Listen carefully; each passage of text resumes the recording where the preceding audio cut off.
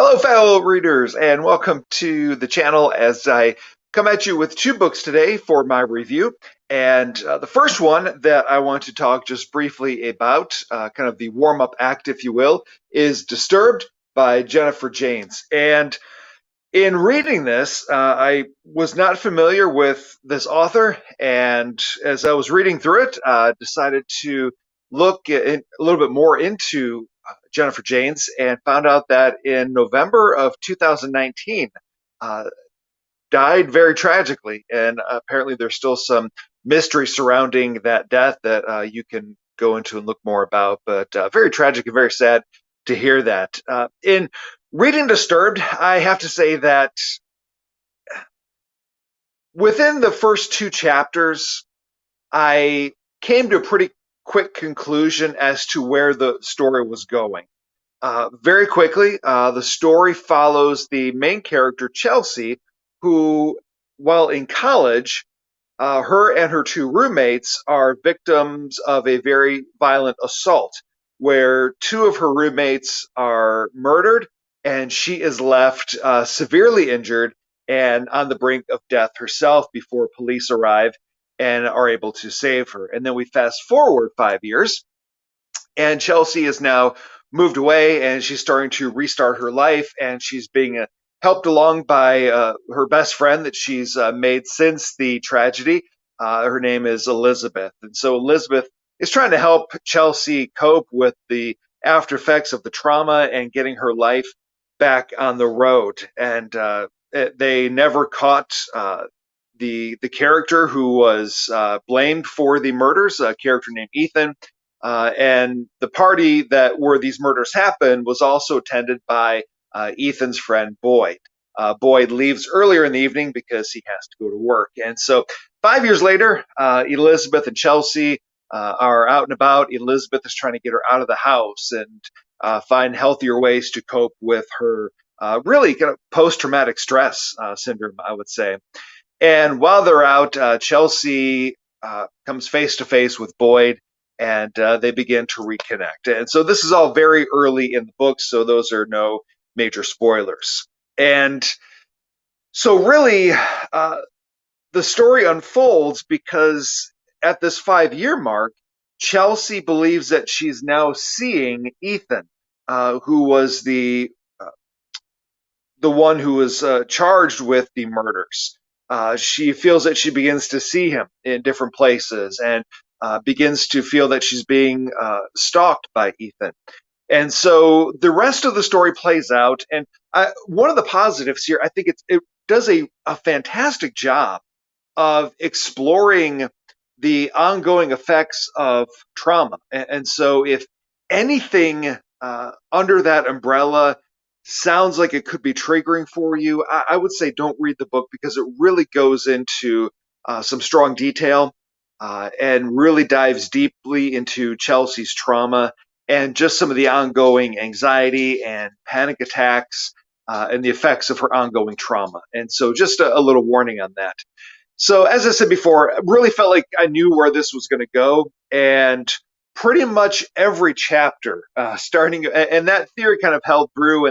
And then with every chapter, it just seems like I was like, oh, no, maybe not. Oh, maybe not. Maybe not. And really, there were several scenarios that I envisioned playing out and really had no idea heading into the climax of the book how this was going to all wrap up. And that's all I say without going into spoilers. So, again, very early in the book, I was like, okay, this is too predictable. I wasn't really excited about it. But the further I went and the broader the mystery became as to the murders and what was happening and who was stalking Chelsea, as this unfolded, as my dog growls at the neighbors across the street, sorry. So as the story progresses, it becomes less and less clear what's happening. And so, with that, really found myself on the edge of my seat, looking forward to seeing how things would transpire, how things would unfold. And at the end of the day, I would give this 4 stars. Really enjoyed the journey of this book. I really liked how it played out. Um, I guess you could look at it and say, no matter how the story resolved, you could say, well, it's been done before.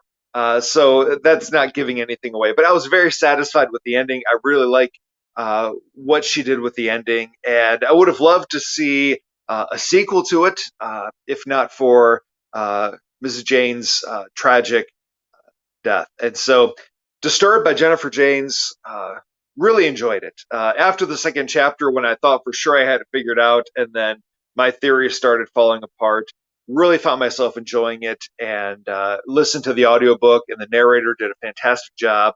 And yeah, really enjoyed it. So 4 stars for that one. We really encourage you to check that out. If anything like that sounds intriguing, very much a psychological thriller. But with that, now for the main event of the review, and that is Stephen King's The Shining. And yes, I know I've been on a bit of a Stephen King binge lately, and that's not going away anytime soon.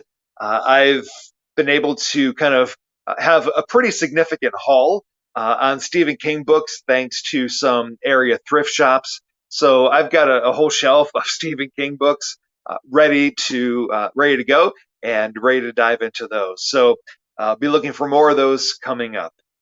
But The Shining by Stephen King. A lot of this won't be any surprise to you, but wow, wow, what a great book. I know The Shining is probably most known for the film adaptation with Jack Nicholson, which is a classic in its own right. And I know that Stephen King didn't really care for it.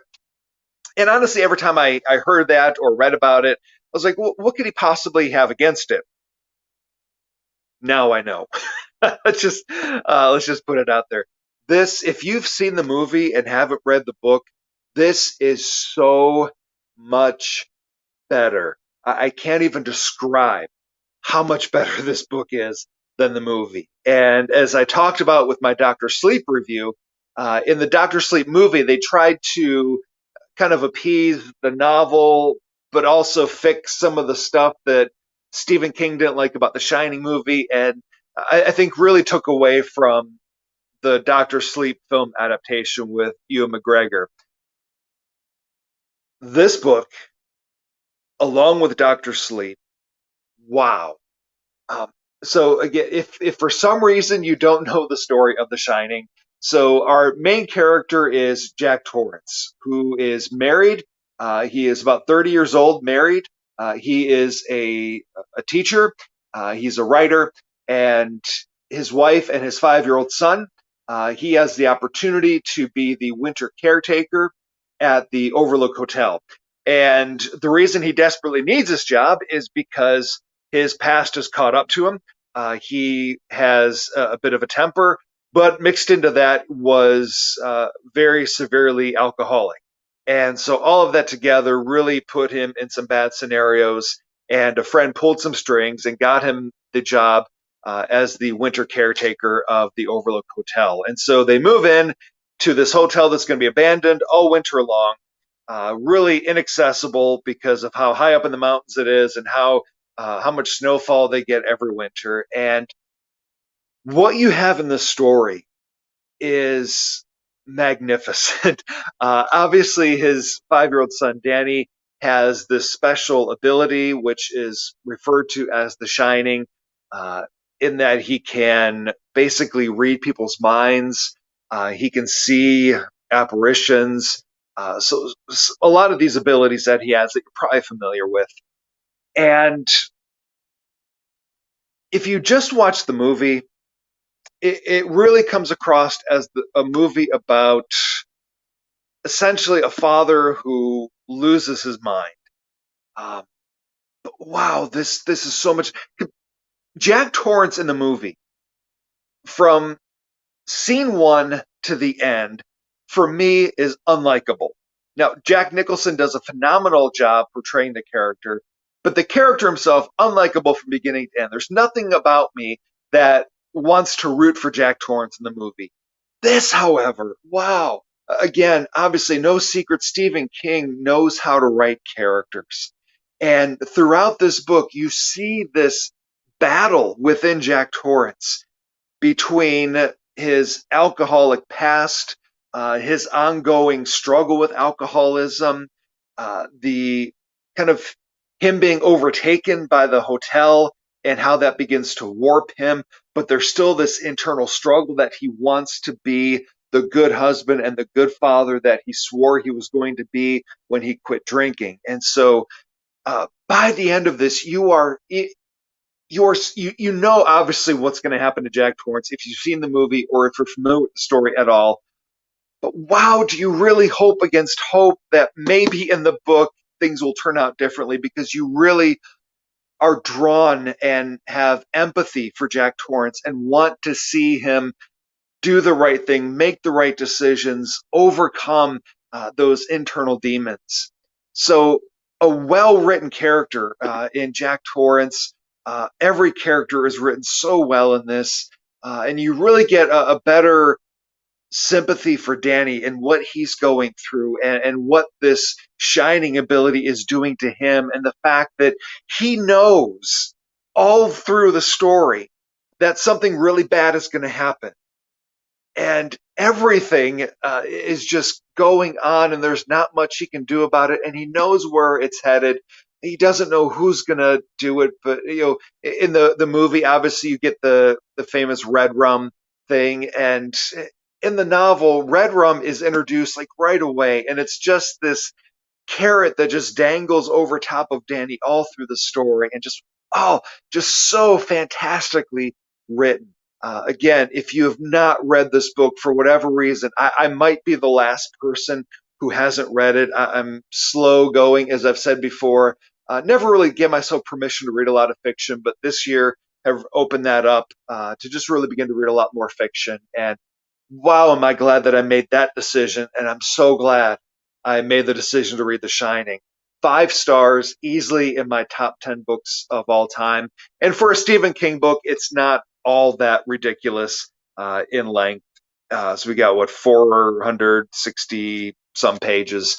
So for Stephen King, that's not bad and well worth the read. I was never bored. It never slowed down for me. I was hooked from beginning to end.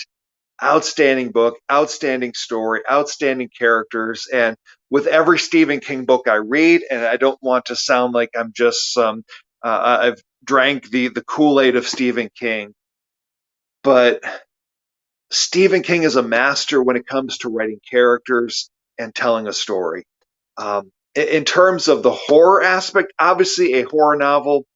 Um, Personally, I didn't find the movie. I found it more of a psychological thriller than a horror. Um, this is a little more horrifying than the movie, um, and there's scenes in here that have the movie it completely ignores that for me were probably the most terrifying parts of the story. In particular, the shrubbery outside the hotel. For me, that was probably the most horrifying scenes were with the shrubbery outside of the hotel. But anyway, 5 stars. I cannot recommend this enough. Probably I should come up with my uh, finalized top 10, but probably top five novels of all time. The Shining by Stephen King, 5 stars. Recommend it. Uh, Start it tonight. Get a copy. Start it now. I really don't think you're going to regret it. So that's The Shining by Stephen King and Disturbed by Jennifer Janes. Two very good books, a 4 star and a 5 star. So hopefully that helps. If you've read it and you're watching on YouTube, give me a comment down below. If you read one or both of those, what did you think? How would you rate them? And if you read The Shining, what was spoilers in the comments maybe? What did you find scary? What was your favorite scary moment in the novel? As I shared, mine was the shrubbery outside the hotel. So anyway, that's that for this video. And very shortly, I'll be coming up with my next one. Currently, I am reading A Man Called Uwe by Frederick Bachman. From the rave reviews I've gotten from Murphy Napier on YouTube and some other booktubers. So that one will be coming up. Took a little reprieve from Stephen King, even though I really want to. There's some books on the shelf I want to read right now, but found A Man Called Uwe for 42 cents in a thrift store, and figured it would be a good time for a little break from Stephen King to read that. So that review will be coming out before too long, and be sure to check that one out. So thanks again for watching so much. Appreciate it. Love you. Thank you for watching, and we'll see you back here next time. Take care.